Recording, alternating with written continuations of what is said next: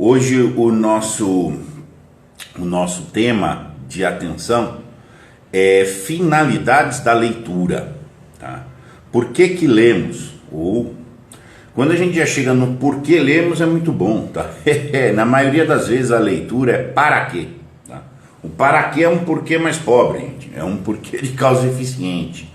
O porquê é uma causa mais final, mais robusta, mais acurada e fina. Tá? Então, finalidades da leitura. Para que se lê? São basicamente três as grandes famílias de finalidades da leitura. Tá? Nós lemos para nos informar. Aqui está o analfabeto funcional. Ele lê para se informar. E existe outro gênero de leitura, de finalidades de leitura, me desculpem, que é ler para entreter, a leitura do entretenimento. E existe a leitura do entendimento / aperfeiçoamento. Três essas possibilidades de leitura. O analfabeto não confunda, gente, finalidade de leitura com objeto de leitura. Nós estamos tratando hoje absolutamente da finalidade, aquilo que é o motor do leitor, tá? O motor maior do leitor. Depois, em outra live, nós vamos estudar os objetos da leitura. E aí dentro de cada objeto vai exigir uma atitude secundária diferente, uma abordagem diferente, me desculpe. A finalidade da leitura é uma questão de atitude. O objeto da leitura é uma questão de abordagem. Isso a gente vai ficar claro quando a gente vê a live dos objetos de leitura. Mas estamos falando de finalidades. Informar, entreter e aperfeiçoar. A leitura informativa, também chamada de instrução prática, é a leitura que tem em mira o analfabeto funcional. Ele só quer ver como é que funciona, no sentido de que é para ele fazer. Então é uma leitura prática, o que fazer e agora e como, e quem mandou. Então assim, é a leitura de manual de procedimento, de ordem, de comando. O máximo que ela chega é de um material técnico. Sim? O material técnico é uma leitura de instrução. Pode até ter que ser uma instrução complexa, que exige algumas atividades intelectuais. Mas vamos lembrar, não é algo para decidir. O analfabeto funcional, em algumas situações, ele ganha algumas sofisticações de funcionalidade, mas ele nunca decide, ele não tem interpretação. A leitura puramente para informar é seca, é árida, de conteúdos semânticos, ambíguos. Ambíguo no bom sentido, ambíguo no sentido de evocação de várias possibilidades. Isso é fora da dimensão da informação. Ela tem que ser absolutamente mais unívoca possível, tá? E porque ela é só para funcionar mesmo. Então escola, universidade, quando tem esse viés profissionalizante, é para isso. Vamos ler para informar. O analfabeto funcional pode ler um pouco disso, sim? E só isso que ele lê. Quando existe outra dimensão, diante de outra dimensão, como a dimensão do entretenimento, existe entretenimento de bom e de mau nível. Existe entretenimento muito saudável, existe entretenimento que não é muito saudável. O entretenimento pela leitura está perdendo muito espaço, porque o cinema galopou, a televisão galopou, a mídia social galopou. Para vocês terem uma ideia, hoje, quem mais galopou é aqui o Instagram, porque ela trabalha com imagem. Justamente para o cara não ler. É isso mesmo. O entretenimento de ler um conto para se entreter. Ler uma crônica, que é mais apropriada, inclusive, para o entretenimento. Tá? Que acontece? Isso aí está em franco declínio. Tá? O analfabeto funcional, quando lê para se entreter, normalmente ele está lendo uma literatura assim, que pode ser muito ruim. Tá? Muito, muito ruim mesmo. Isso já é uma crítica que existia desde antes. Desde há muito tempo, a literatura que tem acesso ao analfabeto funcional. Às vezes ela costuma ter um pé de instrução. Às vezes pode ser um estilo de autoajuda, frases de efeitos. Ele trata isso como uma literatura, mas ele está se entretendo, mas não necessariamente é um bom entretenimento. O entretenimento é ambíguo. Existe o entretenimento saudável e existe o entretenimento diversivo, dispersivo, divergente, etc. E o saudável, que dá um maravilhamento para ser a porta de entrada da literatura de aperfeiçoamento. É muito comum me chegar aqui um camarada, eu não leio, quero começar a ler. Ele está falando que ele não lê literatura clássica, ele não lê literatura do aperfeiçoamento. Como é que eu pego um cara que não tem hábito de ler e vou colocá-lo numa leitura pesada de aperfeiçoamento? Eu não consigo, não vai aguentar. Eu tenho que arrumar uma literatura de entretenimento para ele, primeiro, mas um entretenimento conectado com algum sentido para ele. Então a pessoa não costuma ler, quer começar a ler. Eu tenho que buscar uma coisa. O que você gosta? Ah, você gosta de cavalo? Você gosta de não sei o quê? Você vai começar a ler as coisas que te entretêm, para depois que você dispuser de uma habilidade da leitura com objetos que vão te conduzir a uma finalidade de entretenimento, aí eu vou começar gradativamente a te pôr uma literatura de aperfeiçoamento, mas não antes. Tá? Então assim, o entretenimento é um lusco-fusco entre uma diversão dispersiva ou de uma diversão que vai ter uma conversão para frente. Então a dosagem de entretenimento é muito sutil. Então a questão da ficção científica, sabe?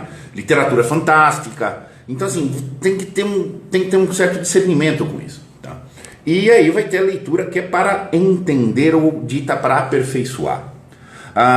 Então eu vou ler para me aperfeiçoar. Ok, essa é a minha finalidade, quero me aperfeiçoar. Aí você vai ler literatura clássica, você vai ler peças de teatro clássica, passa do teatro para novela, para o conto, até você chegar no romance. Romance exige fôlego. Ler um romance parrudo, Crime e Castigo, O Idiota, Don Quixote, Montanha Mágica, já tem que ser um leitor parrudo, faz parte do seu processo de aperfeiçoamento. Aí você já tem que entender, não estou querendo um interesse pragmático de funcionalidade, eu não estou querendo um mero entretenimento de passar o tempo, porque para ler uma literatura de aperfeiçoamento é mais que passar o tempo, gente. Você tem que fazer esforço ativo, você tem que ter tido as experiências primeiras, aqueceu, vai ser prazeroso, mas um prazer decorrente de um esforço, de uma atividade intelectual reflexiva. Tá? A grande diferença, a instrução não reflete, ela simplesmente empurra. Tá? O entretenimento é um giro, é um passatempo. E o aperfeiçoamento, tá, é uma reflexão. O aperfeiçoamento é a literatura que vai te conduzir à reflexão para dar o processo de síntese. Então é importante você entender essas finalidades diferentes da leitura. Mas a escola diz que eleva as pessoas à perfeição. Tudo bem, fica dizendo. Essa é a ilusão, mas o que ela está criando de fato são pessoas na boa escola, está criando pessoas para instrução. Então, literatura para informar como é que faz. Isso mesmo. Entretenimento. Entretenimento, enfim, é uma questão mais fácil de você buscar, mas pela via literária está diminuindo muito. Tá perdendo. As pessoas não conseguem mais ler. Gente. E o aperfeiçoamento é o que interessa, dentro de um certo sentido. Tem que ter a instrução. A instrução é necessária, você não pode se limitar a ela. Tá? Tem que ter a literatura, nós vamos ler manual técnico, nós vamos ler coisas práticas, nós vamos ler regulamentos. Eu recebo direto, camarada, eu dou mentoria para engenheiro. Engenheiro que sabe mandar e-mail, ler relatório, fazer memorando de alguma prática de alguma coisa, mas ele não sabe ler algo que aperfeiçoa, ele não sabe escrever fora do contexto funcional. Tá? Aí o camarada traz, ele quer aprender, quer ter um acesso à cultura, ele traz aquela abordagem de ler romance igual está lendo uma instrução. Não entendi, é isso, é aquilo, fazer esquemas. Não dá, gente. São perspectivas diferentes. E aí eu tenho que preparar o cara, demovê-lo daquele ambiente. A escola nos inculca, sutilmente, um senso que toda literatura é para instrução. Tá? Isso é terrível. Isso é terrível. Tá? E que existe instrução. Quando tem instrução, tem brincadeira. Então vamos ler como brincadeira, como entretenimento. Ok, mas põe no seu devido lugar. Tá? E aí a literatura de aperfeiçoamento é literatura clássica. Tá? Para isso existe a questão a questão é para que serve? É para se aperfeiçoar. O que é aperfeiçoar? Eu ser mais. Nós não somos perfeitos. Nossa vida, quando muito, se orienta a um caminho de perfectibilidade. Perfeito é aquilo que está pronto e acabado. Nós temos que nos aperfeiçoar, ser mais. E por isso a literatura é tão ligada à questão da vitalidade humana. Nós temos que estar nos fazendo nascer em níveis sucessivamente mais altos, quer dizer, mais perfeitos ou menos imperfeitos. Essa seria. Então, informativa, entretenimento e aperfeiçoamento. A maioria das pessoas nunca leu material de aperfeiçoamento. Um dos engenheiros aqui, eu dou mentoria aqui, ele nunca leu nada para aperfeiçoamento. Ele passou pela escola, passou pela faculdade, talvez pode até ter passado uma pós-graduação, mas ele nunca leu para aperfeiçoar. Um cara não consegue escrever ortografia elementar, tá? E aí ele está querendo resolver esse problema, estava querendo resolver esse problema lendo manual, gramática, manual de regra, foi comprar curso de latim. Eu falei, não, meu cara, não dá para fazer isso. Você tem que primeiro ter contato com a literatura. Já leu Monteiro Lobato? Não. Já leu Machado de Assis? Não. Já leu Lima Barreto? Também não. Já leu o que? Não, nunca leu nada. Propriamente para o aperfeiçoamento. Então fica difícil. Eu tenho que pôr um cara numa atividade de entretenimento sadia para depois começar uma etapa de aperfeiçoamento. Aí o cara que viveu a dimensão do aperfeiçoamento, ele vem e domina as outras dimensões com o pé nas costas. Hoje todo mundo vê o comportamento, tá? Mas não vê a atitude. Tá? Então, assim, se você passa pelo aperfeiçoamento, você está com uma atitude de ser. Então, a própria referência, quando você atuar na instrução, seja técnica, científica, meramente prática, meramente operacional, você já está num nível muito mais alto. Você falar em termos biológicos, seria um padrão de homeostase mais alto.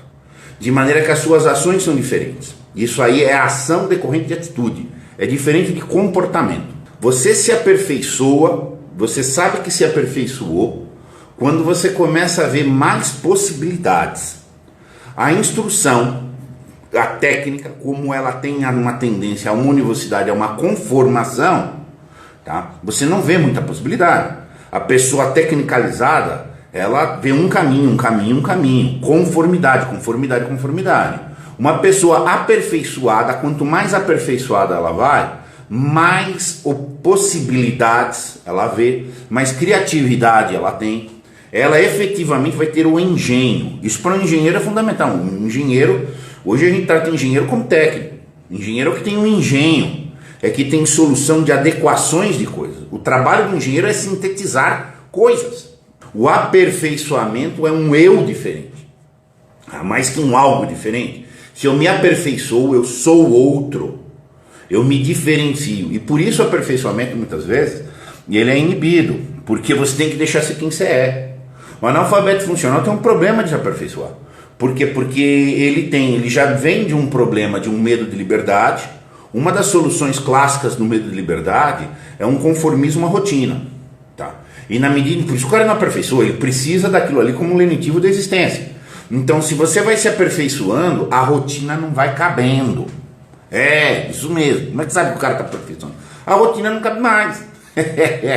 Aí o cara está em outro patamar, gente. Ele tem que estabelecer outros padrões, sucessivamente. A potência de ser, tá, já é ser. Num sentido muito filosófico, muito fino. Quando você para no que eu sou, e eu não aumento essa minha potência, eu tenho a vida não vivida, isso é o caminho de angústia, é o caminho de destrutividade, etc. Nós pedimos o aperfeiçoamento. Se você se acomoda para não aperfeiçoar, vai virar conta existencial. Aguarda que ela vem, tá? Vem com juro, correção, essa coisa toda, tá? Meus caros, um abraço.